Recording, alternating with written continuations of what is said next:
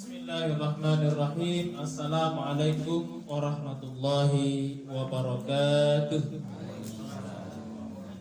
Alhamdulillah, assalatu wassalamu ala rasulillah wa ala alihi wa sahbihi wa mawala. Bapak Ketua yang saya hormati, Amin Bait, Basri dan keluarga yang saya muliakan, serta bapak-bapak, ibu-ibu, jamaah perwiritan senang berbagi sedekah yang dimuliakan Allah Subhanahu wa taala.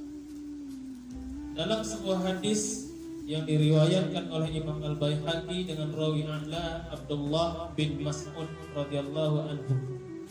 Hadis ini membahas tentang ucapan yang sangat dibenci oleh Allah Subhanahu wa taala.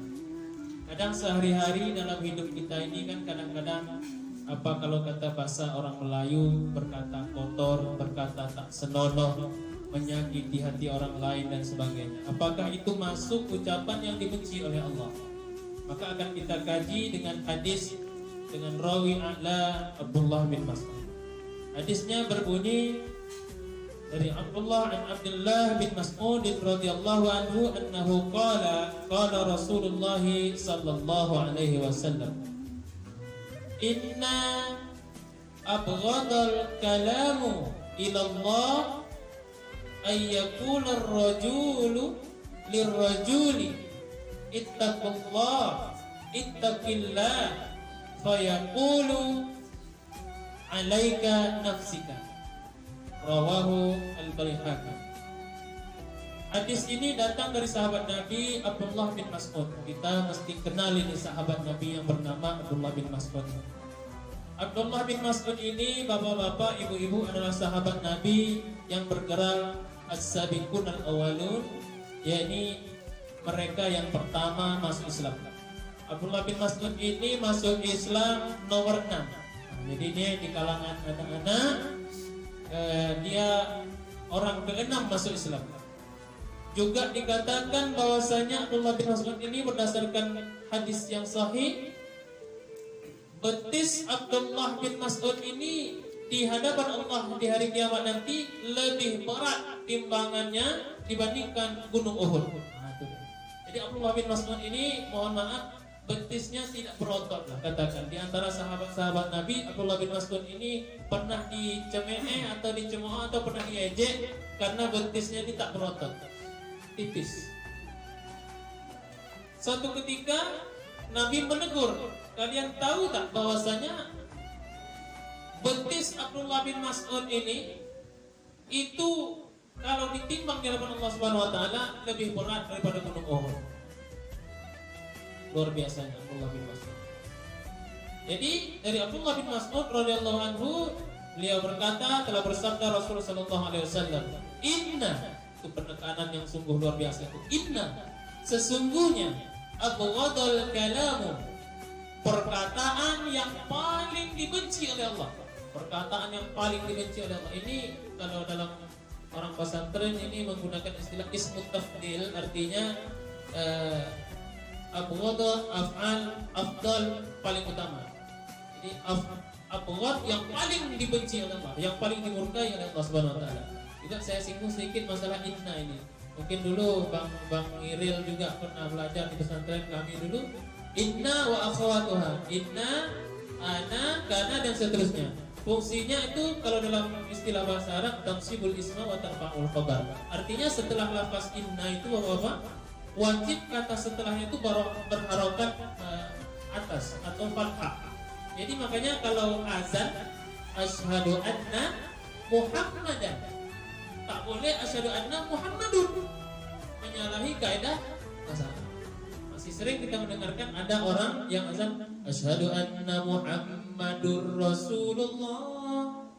Itu kalau dalam kaidah bahasa Arab itu menyalahi, kenapa?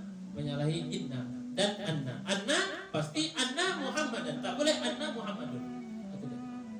Abghadal kalam, perkataan yang paling dibenci oleh Allah Subhanahu wa taala.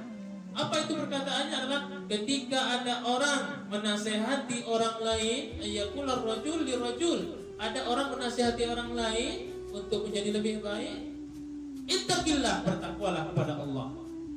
Maka orang yang ditegur tadi, orang yang dinasihati tadi, dia berkata, alaika nafsika. Apa artinya? Urus diri sendiri. Ternyata perkataan itu adalah perkataan yang paling dibenci oleh Allah Subhanahu wa taala. Jadi mungkin ada di antara kita yang masih menggunakan kata-kata itu, maka berhati-hatilah, beristighfar, bertobatlah kepada Allah. Ternyata kita secara tak langsung mengucapkan ucapan yang paling dibenci oleh Allah Subhanahu wa taala. Urus dirimu sendiri. Apa kalau kita tarik ke dalam bahasa Indonesia atau bahasa Melayu itu banyak itu kan pengembangannya. Misalnya Mbak Jul ke masjid apa kok? Tua mau jalan ke masjid. Itu pengembangan dari kata-kata itu. Tutuplah orang. Jangan ajar saya lagi. Itulah pengembangan kan. Antara ibu-ibu tutuplah orang pakai jilbab. Kamu kemarin negur-negur awak pula. Itu. Memang kau siapa? Akhirnya tumbuh sifat kesombongan. Maka daripada itu orang ini menurut para ulama syarahan hadis ini adalah karena ada faktor kesombongan ini tadi. Ketika ditegur, ayo bertakwa, ayolah kita ke masjid. Dia jawab, saya tahu jalan ke masjid. Ketika kita ajak dia untuk tidak bermaksiat, engkau siapa? Baru anak ingusan dan sebagainya. Maka ternyata perkataan itu dibenci oleh Allah Subhanahu wa taala. Maka kenapa ada indikasi sombong? Sementara sombong itu dibenci oleh Allah.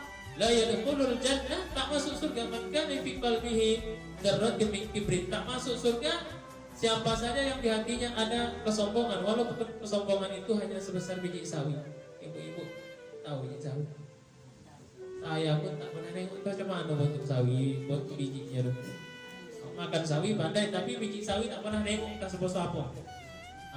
Ternyata itu bisa menghambat kita masuk surga. Kenapa? Orang yang menolak nasihat itu berarti sombong, karena agama ini ad-dinun nasihat. Agama ini adalah nasihat. Tapi sebatas mana kita jangan mengurus perkara orang lain, ada batasan-batasan. Kalau kita menegur orang pun ada batasan-batasan. Dalam artian yang masih nampak, yang tampak oleh mata kita itu kemungkaran, tegur. Tapi kalau dah rumah tangga orang kita tak tahu masalahnya, lalu kita ingin cari tahu, kepo bahasa orang sekarang, maka itu dosa. Bang Jul di rumahnya ada masalah dengan istri apa segala macam, kita tak berhak tahu. Jangan apa masalah, nak menasihat tadi tujuan ingin nasihat, bertakwalah kepada Allah bang, jangan seperti itu. Tak boleh, kena urusan rumah tangga dia. Tapi kalau dah di depan rumah kita melihat dia maaf cakap, tidak pakai baju, hanya pakai celana saja gitu kan, kita tegur. Pak aurat, batasan aurat laki-laki dari lutut sampai ke pusat, coba ditutup. Jangan sok-sok lagi kita baru belajar. Itu. Maka ada batasan-batasan ketika kita menegur orang.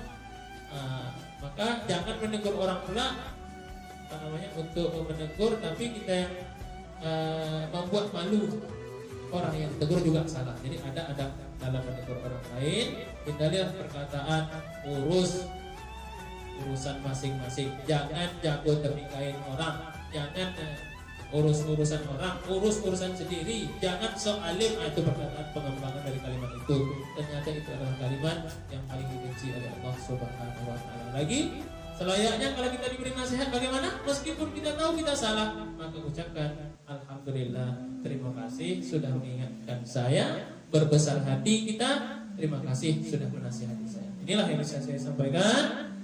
Mohon maaf atas segala kekurangan dan kehilafan. Assalamualaikum warahmatullahi wabarakatuh.